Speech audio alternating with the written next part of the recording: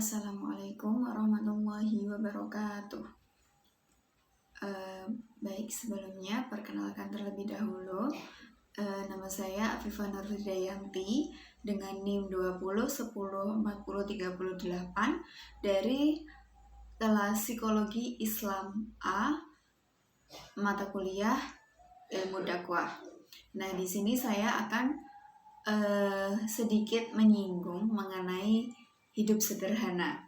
Nah, teman-teman pasti sudah tidak asing lagi ya dengan hidup sederhana. Hidup sederhana itu seperti apa sih? Nah, hidup sederhana itu kalau diartikan sederhana, dari sederhananya itu berarti tidak berlebih-lebihan. Kalau hidup sederhana itu berarti kehidupan kita itu yang tidak berlebih-lebihan. Nah, kehidupan yang tidak berlebih-lebihan itu seperti apa? Nah, kalau dari sudut pandang kita pribadi ya, pasti teman-teman juga sudah bisa menafsirkan ya. Hidup sederhana berarti tidak berlebih-lebihan. Misalnya, kita sudah memiliki suatu pekerjaan tetap. Di sisi lain, kayak kita itu tidak mengejar dunia terlalu dalam gitu loh. Gimana ya, misalkan kita pagi sampai siang kerja gitu ya, misalkan jadi seorang guru. Terus setelah itu kita kerja lagi nih, habis zuhur kita kerja lagi, misalkan kita merivat atau ada les di suatu lembaga gitu lah.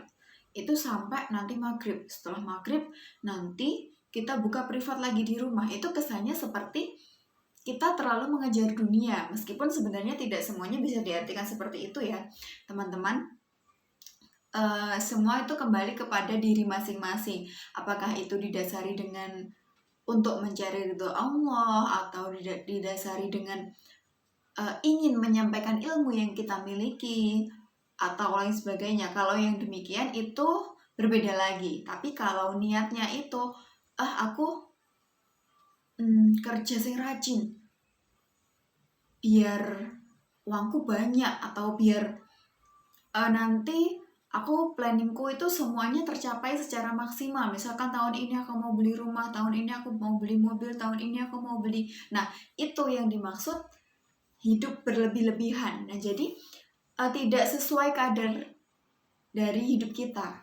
Nah, itu adalah definisi hidup yang berlebihan. Nah, jadi hidup yang sederhana itu ya seperti apa? Nah, hidup yang sederhana itu bisa didefinisikan kita merasa cukup dan kita merasa bersyukur atas apa yang kita miliki saat ini, atas apa yang kita jalani saat ini. Nah, tapi kalau kita hanya bersyukur dan hanya merasa cukup saja tanpa kita melakukan effort lebih, tanpa kita melakukan suatu usaha, itu bagaimana ya?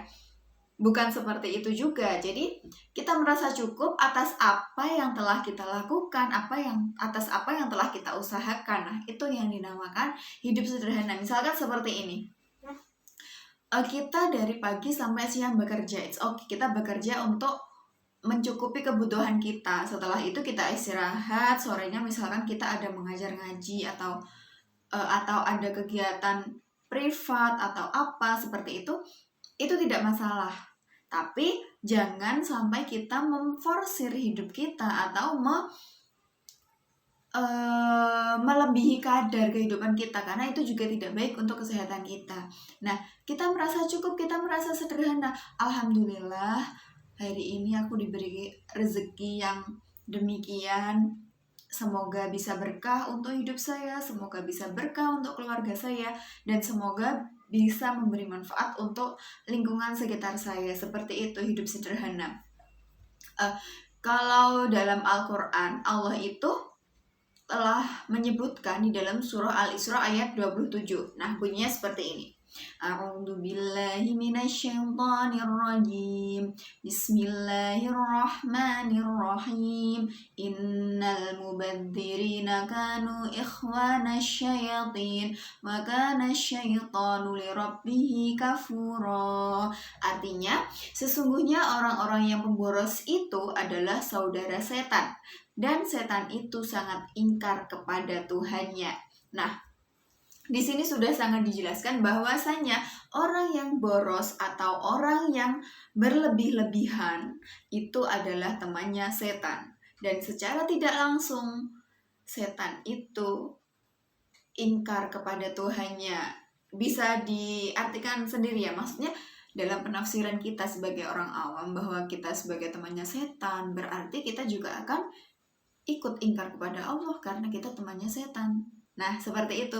Jadi di sini itu kita diajarkan untuk tidak berfoya-foya, tidak berlebih-lebihan, tidak boros. Kita diajarkan untuk hidup sederhana dengan cara bersyukur, merasa cukup atas apa yang telah Allah berikan kepada kita.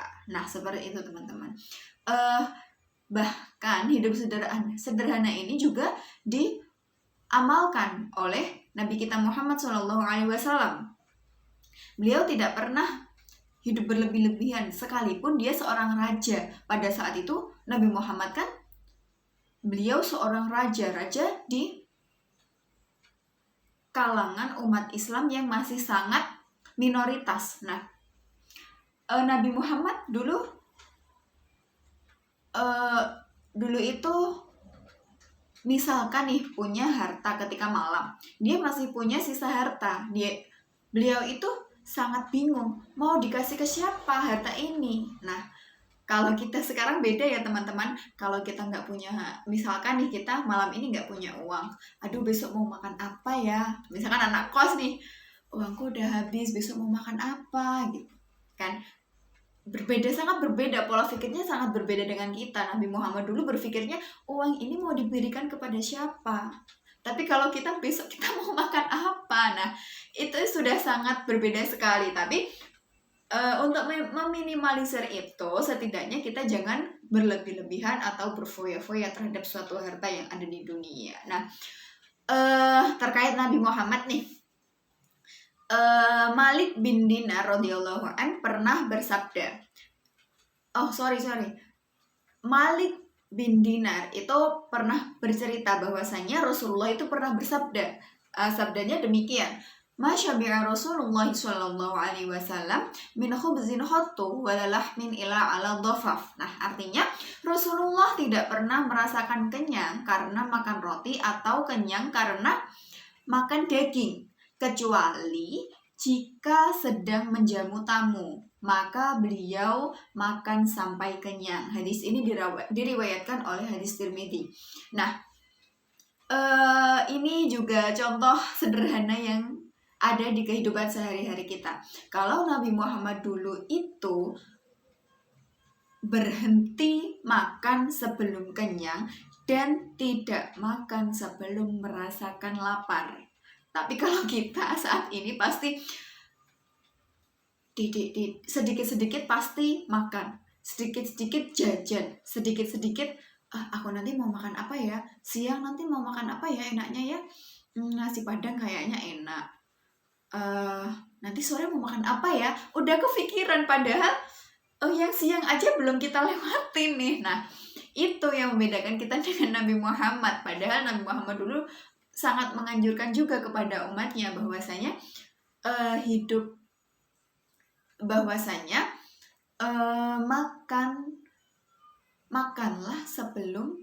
makanlah ketika kamu lapar dan berhentilah sebelum kamu kenyang. Sebenarnya menurut riset juga ini juga sangat baik untuk kesehatan pencernaan kita. Tapi mungkin ini juga sangat sulit kita amalkan ya teman-teman. Tapi tidak apa-apa, setidaknya kita sudah mengetahui kisah itu dan suatu saat semoga kita bisa mengamalkannya. Oke, next terkait masih dari Nabi Muhammad tentang hidup sederhana. Dulu itu Nabi Muhammad selalu berdoa kepada Allah agar kebutuhannya terpenuhi. Oke, digarisbawahi ya teman-teman, bahwasanya agar kebutuhannya terpenuhi. Kebutuhan, jadi kebutuhan pokok saja. Nah, bagaimana doanya Nabi Muhammad? Nah, doanya itu seperti ini. Allahumma ja'al rizqa ali Muhammadin quta. Nah, yang artinya, ya Allah, jadikanlah rezeki keluargaku, yaitu keluarga Muhammad, berupa makanan yang secukupnya. Nah, beliau saja sebagai seorang nabi, sebagai seorang raja, dia itu tidak meminta banyak rezeki. Ya Allah, semoga rezekiku banyak, melimpah, barokah ya. Berbeda dengan kita, sangat berbeda jauh. Nah, Nabi Muhammad itu dulu mintanya hanya makanan yang secukupnya, cukup untuk beliau makan, cukup untuk keluarganya makan, sudah cukup. Nanti dalam satu hari habis, sisanya harus dibagikan kepada orang yang lebih membutuhkan. Untuk keesokan harinya pasti sudah ada rezeki lagi, karena Allah itu maha pemberi rezeki, tidak akan tertukar oleh siapapun. Nah, tapi kalau diaplikasikan ke dalam kehidupan kita, oke, kembali ke kehidupan kita, bahwasanya banyak sekali orang yang selalu minta, ya Allah, semoga rezeki anak cucuku berlimpah, barokah, dan halal, seperti itu ya. Tapi sebenarnya Nabi Muhammad itu tidak menganjurkan yang seperti itu. Nabi Muhammad itu menganjurkan untuk kita memiliki harta yang cukup untuk kehidupan kita sehari-hari, kebutuhan pokok kita, seperti itu. Mungkin sangat kurang bisa diaplikasikan dalam kehidupan kita. Itu memang sangat sulit ya teman-teman. Tapi setidaknya kita mengetahui, dan suatu saat semoga kita bisa mengamalkan apa yang dilakukan oleh Nabi Muhammad pada zaman dahulu.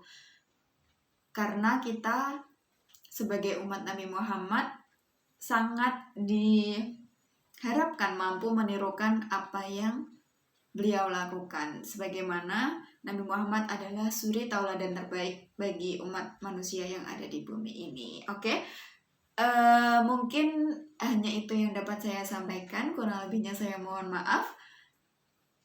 Apabila ada kesalahan penyampaian terkait dari ayat ataupun hadis ataupun pembahasan yang saya sampaikan, saya pribadi mohon maaf yang sebesar-besarnya. Kurang lebihnya mohon maaf. Billahi taufiq wal hidayah, waridho wal inayah, wal afu minkum. Wassalamualaikum warahmatullahi wabarakatuh.